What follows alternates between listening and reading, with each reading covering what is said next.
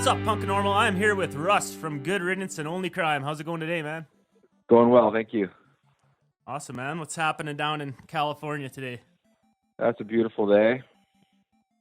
I didn't work today, so I just was able to run some errands, and that's about it. That's good, man. Speaking of work, as a Canadian, I was pretty interested to see that you're pretty involved with the sport of hockey. So I was just a little curious how that came to be as a California kid. Yeah, that's weird. I kind of got exposed to hockey when I was really, really young during the 1980 Winter Olympics, and that was a pretty cool story for the U.S. hockey team, and I'd never really seen hockey before, and I just kind of fell for the game at that point. And then just growing up and living here, there wasn't always a lot of hockey around, so I would just watch it whenever I could. If it was nationally broadcast like ESPN or whatnot, I would watch as many games as I could, and then next thing you knew, I was working in hockey. So pretty cool. I love it. That's awesome. So how did you play hockey, or how did you end up becoming a scout?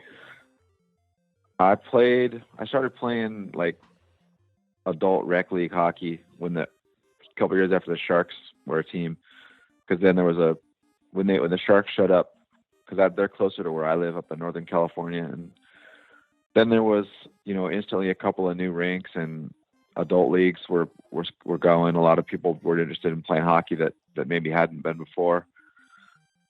And then I wanted to work in hockey, and obviously I didn't really have the background for it, but I was fortunate that I had a friend who played in the NHL, who was a fan, a Good Riddance fan, and through our friendship, he was able to get me on with the Kootenai Ice as a California scout. It was good timing, just because it was like the late 2000s, like 2007, 2008, and there was starting to be some California players who were working their way up to the Western Hockey League, and so the Kootenai Ice figured, this would be cool.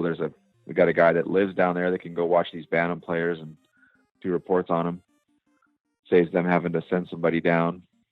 And so that's just how it started. I worked for Kootenai till 2012. We won the league championship, won the Chin Cup in 2011. And then I started working for the Tri-City Americans in 2012, and I'm still their California scout now. That's awesome. Did you get to take in the Memorial Cup that year? I watched it on TV. I didn't go. Oh, yeah. We didn't do too well. No. But it was just a pretty cool thing to even get the chance to go. And we all of us got rings for winning the WHL championships. That was pretty cool. Like everybody that was on the hockey operations staff. Oh, that's cool. Right on, man. So you became a Devils fan just because there was no California teams at the time, or was LA around back then? LA was around, but that's so far away, and they were awful. They were awful back then. Well, that was the year, like I just remember like 87, 88. And ESPN would show like 3 or 4 games a week, like national games. And for some reason, the Devils were always on that year. I'm not sure why.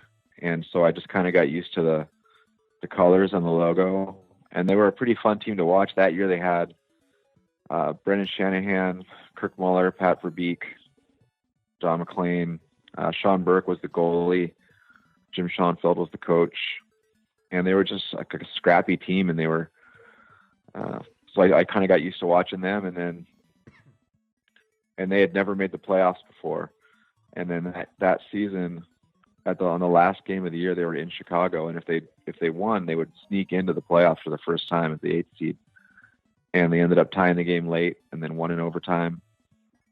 And then they upset the Caps and the Islanders in the first 2 rounds of the playoffs, and then they took Boston to 7 games in the conference final.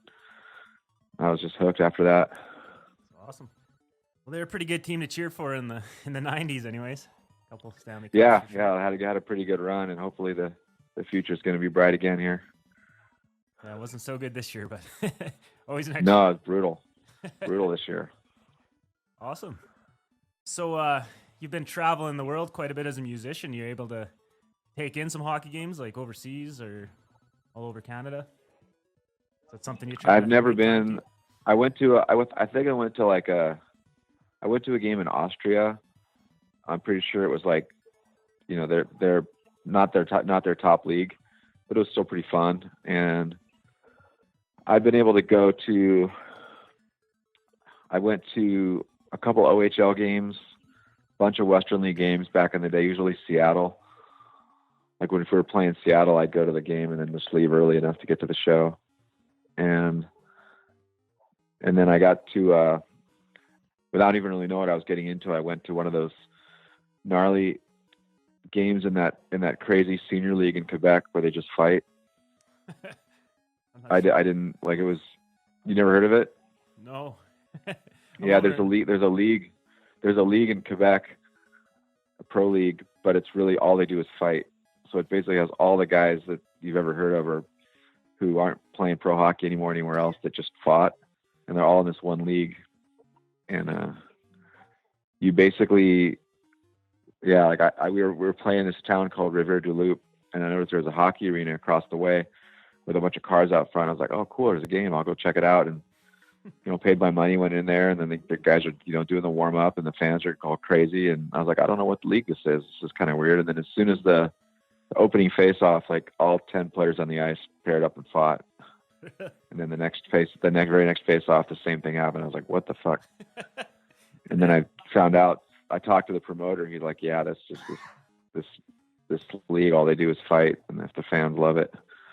To hear the rest of this interview, check out punkanormalactivity.com or use one of your favorite podcast apps such as SoundCloud, Google Play, iTunes, and more. Hope you guys check it out.